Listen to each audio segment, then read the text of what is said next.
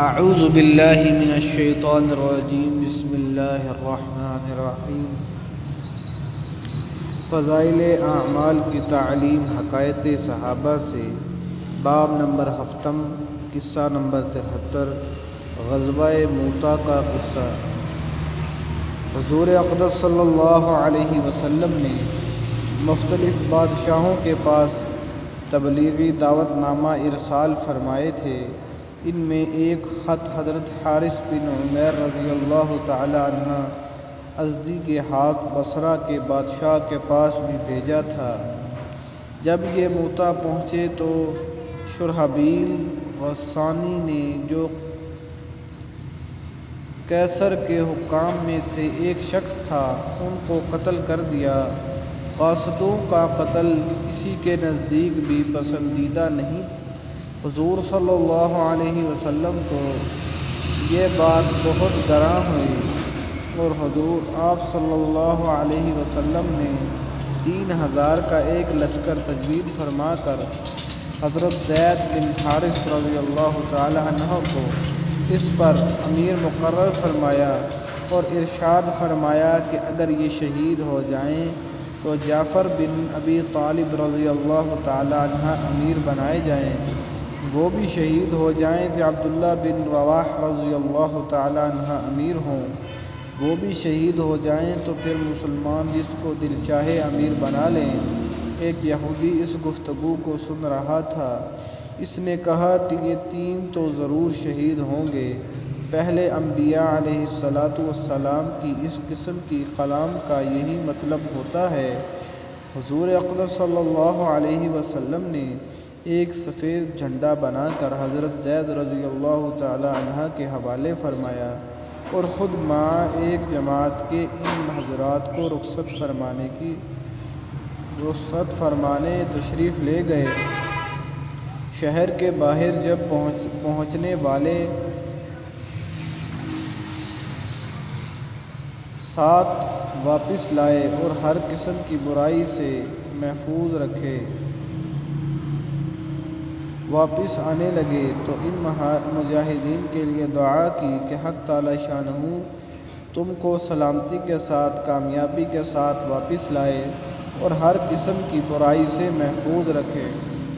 حضرت عبداللہ بن رواح رضی اللہ تعالی عنہ نے ان کے جواب میں 3 شعر پڑھے، جن کا مطلب یہ تھا کہ میں تو اپنے رب سے گناہوں کی مغفرت چاہتا ہوں اور یہ چاہتا ہوں کہ ایک ایسی تلوار ہو جس سے میرے خون کے پھوارے چھوٹنے لگیں، یا ایسا برچھا ہو جو آنتوں اور کلیجے کو چیرتا ہوا نکل جائے، اور جب لوگ میری قبر پر گزرے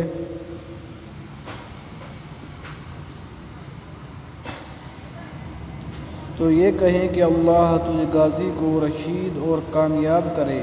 واقعی تو رشید اور کامیاب تھا۔ اس کے بعد یہ حضرات روانہ ہو گئے۔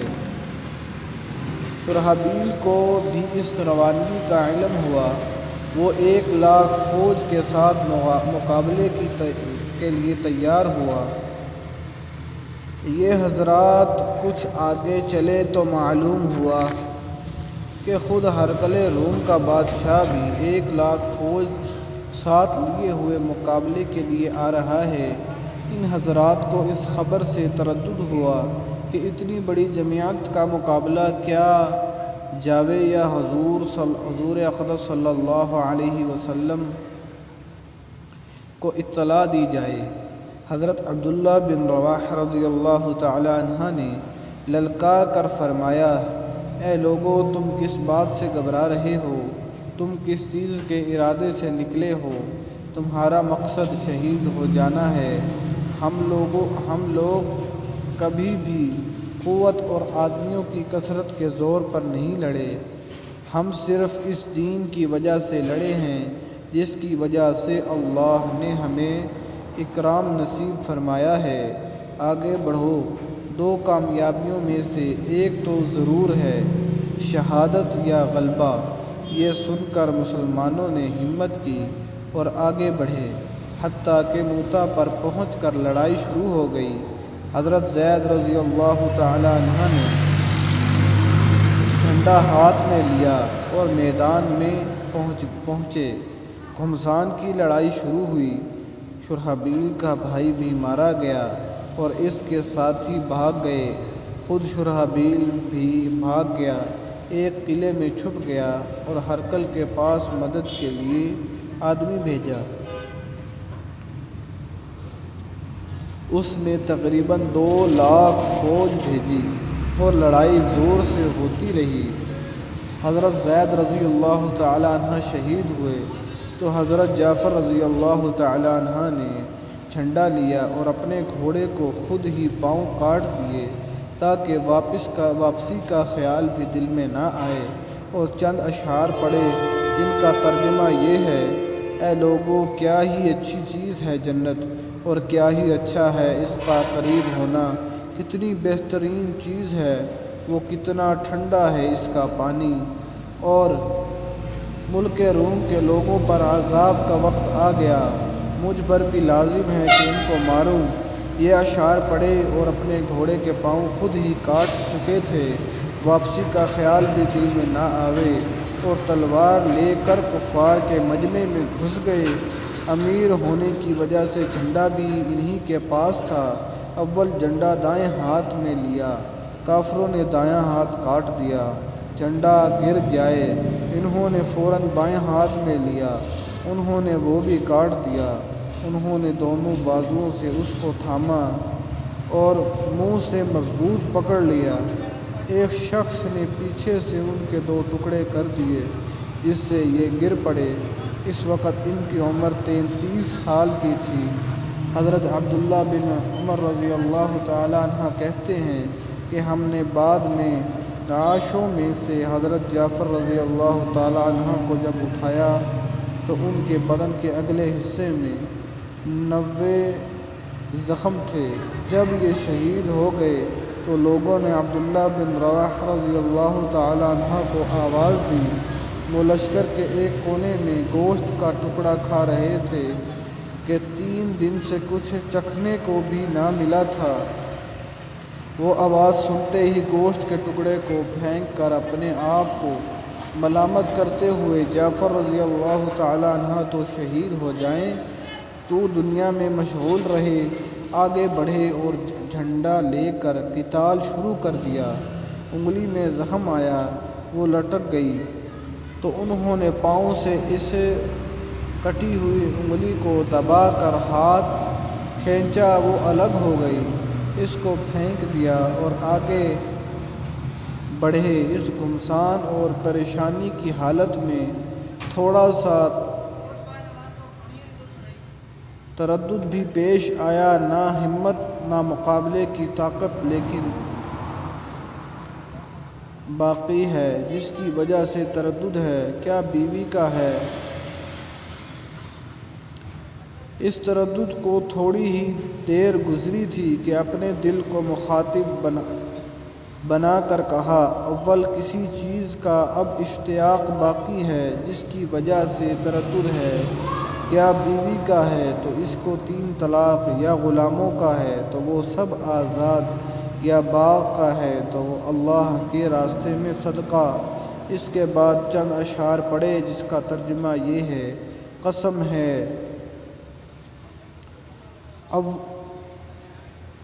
اول دل تجھے اترنا ہوگا، خوشی سے اتر یا ناگواری سے اتر، تجھے اطمینان کی زندگی گزارتے ہوئے ایک زمانہ گزر چکا، سوچ تو آخر تو ایک قطرہ منی ہے، دیکھ کافر لوگ مسلمانوں کو کھانپتے ہوئے آ رہے ہیں، تجھے کیا ہوا کہ جنت کو پسند نہیں کرتا، اگر تو قتل نہ ہوا تو ویسے بھی آخر مرے گا ہی۔ اس کے بعد گھوڑے سے اترے، ان کے چچا زاد بھائی گوشت کا ایک ٹکڑا لائے کہ ذرا سا کھا لو، کمر سیدھی کر لو، کئی دن سے کچھ نہیں کھایا۔ انہوں نے لے لیا، اتنے میں ایک جانب سے ہلے کی آواز آئی، اس کو پھینک دیا اور تلوار لے کر جماعت میں گھس گئے اور شہید ہونے تک تلوار چلاتے رہے۔ فائدہ: صحابہ رضی اللہ تعالی عنہ کی پوری زندگی کا یہی نمونہ ہے ان کا ہر قصہ دنیا کی بے ثابتی اور آخرت کے شوق کا سبق دیتا ہے۔ صحابہ کرام رضی اللہ تعالی عنہم اجمعین کا تو پوچھنا ہی کیا، تبع تابعین بھی یہی رنگ چڑھا ہوا تھا۔ ایک قصہ پر اس باب کو ختم کرتا ہوں جو دوسرے رنگ کا ہے۔ دشمن سے مقابلے کے نمونے تو آپ دیکھ ہی چکے ہیں، اب حکومت کے سامنے کا منظر بھی دیکھ لیجیے۔ نبی اکرم صلی اللہ علیہ وسلم کا ارشاد ہے کہ بہترین جہاد ظالم بادشاہ کے سامنے حق بات کہنا ہے۔ حجاج کا ظلم و ستم دنیا میں مشہور ہے، گو اس زمانے کے بادشاہ باوجود ظلم و ستم کے دین کی اشاعت کا کام بھی کرتے رہتے تھے، لیکن پھر بھی دیندار اور عادل بادشاہوں کے لحاظ سے وہ بدترین شمار ہوتے تھے، اور اس وجہ سے لوگ ان سے بیزار تھے۔ سعد بن جبیر نے بھی ابن الاشعث کے ساتھ مل کر حجاج کا مقابلہ کیا۔ حجاج عبد الملک بن مروان کی طرف سے حاکم تھا۔ سعد بن جبیر مشہور تابعی ہیں اور بڑے علماء میں سے ہیں۔ حکومت اور بالخصوص حجاج کو اس سے بغض و عداوت تھی، اور چونکہ مقابلہ کیا تھا اس لیے عداوت کا ہونا بھی ضروری تھا۔ مقابلے میں حجاج ان کو گرفتار نہ کر سکا، یہ شکست کے بعد چھپ کر مکہ مکرمہ چلے گئے۔ حکومت نے اپنے ایک خاص آدمی کو مکہ کا حاکم بنایا اور پہلے حاکم کو اپنے پاس بلایا۔ اس نئے حاکم نے جا کر خطبہ پڑھا، جس کے آخر میں عبد الملک بن مروان بادشاہ کا یہ حکم بھی سنایا کہ جو شخص سعد بن جبیر کو ٹھکانہ دے اس کی خیر نہیں۔ اس کے بعد اس حاکم نے خود اپنی طرف سے بھی قسم کھائی کہ جس کے گھر میں بھی وہ ملے گا اس کو قتل کیا جائے گا، اور اس کے گھر کو نیزہ اس کو پڑوسیوں کے گھر کو ڈھاؤ گا۔ غرض بڑی دقت سے مکہ کے حاکم نے اس کو گرفتار کر کے حجاج کے پاس بھیجا۔ اس کو غصہ نکالنے اور ان کو قتل کرنے کا موقع مل گیا۔ سامنے بلایا اور پوچھا، حجاج تیرا نام کیا ہے؟ سعد، میرا نام سعد ہے۔ حجاج کس کا بیٹا ہے؟ سعد جبیر کا بیٹا ہوں۔ سعد کا ترجمہ نیک بخت ہے اور جبیر کا معنی اصلاح کی ہوئی چیز۔ اگرچہ ناموں میں معنی اکثر مقصود نہیں ہوتے، لیکن حجاج کو ان کے نام کا اچھا معنی والا ہونا پسند نہیں آیا، اس لیے کہا کہ نہیں، تو شقی بن کثر ہے۔ شقی کہتے ہیں بدبخت کو اور کثر ٹوٹی ہوئی چیز۔ سعد، میری والدہ میرا نام تجھ سے بہتر جانتی تھی۔ حجاج، تو بھی بدبخت اور تیری ماں بھی بدبخت۔ سعد، غیب کا جاننے والا تیرے علاوہ اور ہے، یعنی عالم الغیوب۔ حجاج، دیکھ میں اپنی تجھے موت کے گھاٹ اتارتا ہوں۔ سعد، تو میری ماں نے میرا نام درست رکھا۔ حجاج، اب میں تجھ کو زندگی کے بدلے کیسا جہنم رسید کرتا ہوں۔ سعد، اگر میں جانتا کہ یہ تیرے اختیار میں ہے تو تجھے کو معبود بنا لیتا۔ حجاج، حضور اقدس صلی اللہ علیہ وسلم کی نسبت تیرا کیا عقیدہ ہے؟ سعد، وہ رحمت کے نبی تھے اور اللہ کے رسول تھے جو بہترین نصیحت کے ساتھ تمام دنیا کی طرف بھیجے گئے۔ حجاج، خلفاء کی نسبت تیرا کیا خیال ہے؟ سعد، میں ان کا محافظ نہیں ہوں، ہر شخص اپنے کیے کا ذمہ دار ہے۔ حجاج، میں ان کو برا کہتا ہوں یا اچھا؟ سعد، جس چیز کا مجھے علم نہیں میں اس میں کیا کہہ سکتا ہوں۔ مجھے اپنے ہی حال معلوم ہے۔ حجاج ان میں سب سے زیادہ پسندیدہ تیرے نزدیک کون ہے؟ سعد جو سب سے زیادہ میرے مالک کو راضی کرنے والا تھا۔ بعض کتب میں بجائے اس کے یہ جواب ہے کہ ان کے حالات بعض کو بعض پر ترجیح دیتے ہیں۔ حجاج سب سے زیادہ راضی رکھنے والے کو کون تھا؟ سعد ان کو وہی جانتا ہے جو دلوں کے بھیدوں اور چھپے ہوئے رازوں سے واقف ہے۔ حجاج حضرت علی رضی اللہ تعالیٰ عنہ جنت میں ہیں یا دوزخ میں؟ سعد اگر میں جنت اور جہنم میں جاؤں اور وہاں والوں کو دیکھ لوں تو بتا سکتا ہوں۔ حجاج میں قیامت میں کیسا آدمی ہوں گا؟ سعد میں اس سے کم ہوں کہ غیب پر مطلع کیا جاؤں۔ حجاج تو مجھ سے سچ بولنے کا ارادہ نہیں کرتا۔ سعد میں نے جھوٹ بھی نہیں کہا۔ حجاج تو کبھی ہنستا کیوں نہیں؟ سعد کوئی بات ہنسنے کی دیکھتا نہیں۔ وہ شخص کیا ہنسے جو مٹی سے بنا ہو اور قیامت میں اس کو جانا ہو اور دنیا کے فتنوں میں دن رات رہتا ہو؟ حجاج میں تو ہنستا ہوں۔ سعد اللہ نے ایسا ہی مختلف طریقوں میں ہم کو بنایا ہے۔ حجاج میں تجھے قتل کرنے والا ہوں۔ سعد میری موت کا سبب پیدا کرنے والا اپنے کام سے فارغ ہو چکا۔ حجاج میں اللہ کے نزدیک تجھ سے زیادہ محبوب ہوں۔ سعد اللہ پر کوئی بھی جرأت نہیں کر سکتا جب تک کہ اپنے مرتبہ معلوم نہ کر لے، اور غیب کی اللہ ہی کو خبر ہے۔ حجاج میں کیوں جرأت نہیں کر سکتا حالانکہ میں جماعت کے بادشاہ کے ساتھ ہوں اور تو باغیوں کی جماعت کے ساتھ ہے؟ سعد میں جماعت سے علیحدہ نہیں ہوں اور فتنہ کو خود ہی پسند نہیں کرتا، اور جو تقدیر میں ہے اس کو کوئی ٹال نہیں سکتا۔ حجاج ہم جو کچھ امیر المومنین کے لیے جمع کرتے ہیں اس کو تو کیسا سمجھتا ہے؟ سعد میں نہیں جانتا کہ کیا جمع کیا۔ حجاج نے سونا چاندی کپڑے وغیرہ منگا کر ان کے سامنے رکھ دیے۔ سعد یہ اچھی چیزیں ہیں اگر اپنی شرط کے موافق ہو۔ حجاج شرط کیا ہے؟ سعد یہ کہ تو ان سے ایسی چیزیں خریدے جو بڑے گھبراہٹ کے دن یعنی قیامت کے دن امن پیدا کرنے والی ہو، ورنہ ہر دودھ پلانے والی دودھ پیتے کو بھول جائے گی اور حمل گر جائیں گے اور آدمی کو اچھی چیز کے سوا کچھ بھی کام نہ دے گا۔ حجاج ہم نے جو جمع کیا یہ اچھی چیز نہیں۔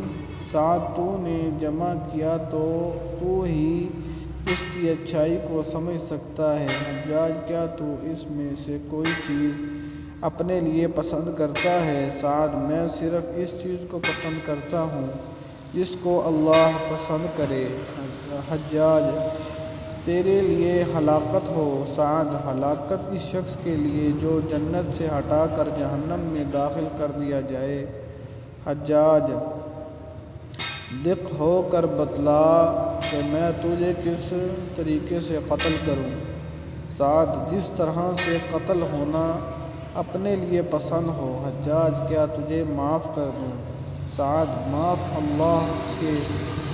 معافی اللہ کے یہاں کی معافی ہے، تیرا معاف کرنا کوئی چیز بھی نہیں۔ حجاج نے جلاد کو حکم دیا کہ اس کو قتل کر دو۔